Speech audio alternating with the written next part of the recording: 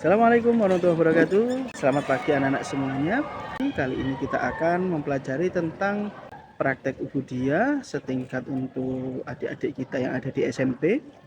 Yang akan kita pelajari pada hari ini adalah tentang bersuci dan sholat. Apa kaitannya? Ya, belum melakukan sholat, maka kita harus suci dari hadas kecil dan hadas besar untuk menjadikan sah sholat kita, nak ya. Kemudian kenapa kita harus bersuci? Ya, kita harus bersuci dari hadas kecil dan juga hadas besar.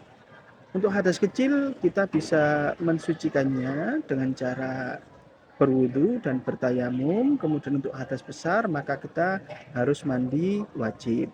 Untuk hadas kecil seperti contoh, yakni kita habis kencing, kita habis berak, ataupun bahkan kita habis kentut, maka kita memiliki hadas kecil. Dan cara mensucikannya kita bisa dengan berwudu ataupun juga dengan bertayamum. Ya, bertayamumnya nanti setiap kali masuk waktu sholat. Jadi kalau sudah masuk waktu sholat yang lain, walaupun kita masih suci, kita harus bertayamum kembali.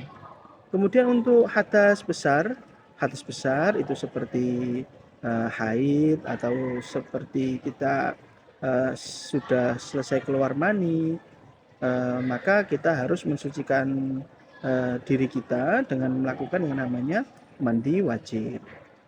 Terus kemudian selanjutnya untuk wudhu sendiri itu sudah ada keterangannya di dalam Al-Quran seperti ayat berikut ini.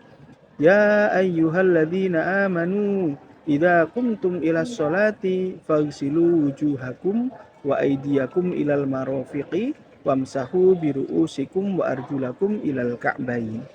Wahai orang-orang yang beriman, apabila kamu berdiri hendak melaksanakan sholat, maka basuhlah wajahmu dan wajahmu dan tanganmu sampai ke siku, serta usaplah kepalamu dan basuh kedua kakimu sampai kedua mata kaki. Kemudian anak-anak, untuk lebih memahami potongan-potongan dari ayat berikut ini, kita bisa membacanya sepotong demi sepotong ya. Ya ayyuhalladzina amanu, hai orang-orang yang beriman.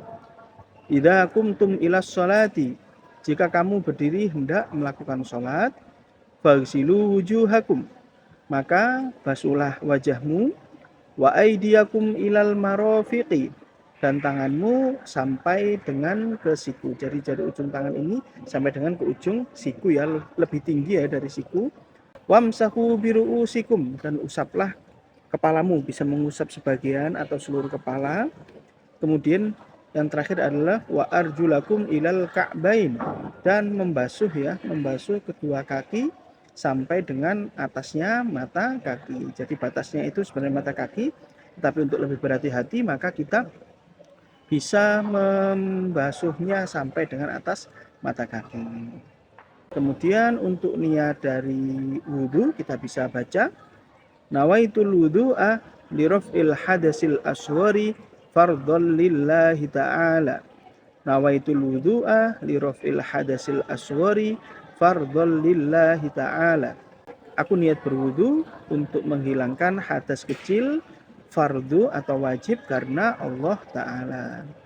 Jadi anak-anak, pada kesempatan kali ini kita sudah memahami tujuan kita belajar, yakni memahami mengapa kita harus bersuci sebelum sholat ya. Kemudian selanjutnya kita sudah memahami tentang ayat kewajiban bersuci yang ada di sini, yakni bersuci ketika hendak sholat yang dilakukan dengan berwudu.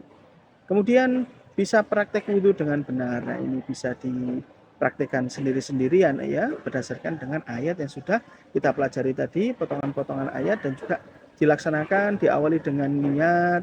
Kemudian setelah niat wudu kita membasuh wajah, kemudian membasuh tangan sampai dengan ujung siku, kemudian mengusap kepala dan membasuh kedua kaki sampai dengan mata kaki, dan terakhir harus dilakukan dengan tertib. Dan semoga keterangan tentang wudhu ini bisa membantu anak-anak semuanya untuk mempersiapkan sholat kita yang lebih baik, diawali dengan wudhu kita yang sempurna.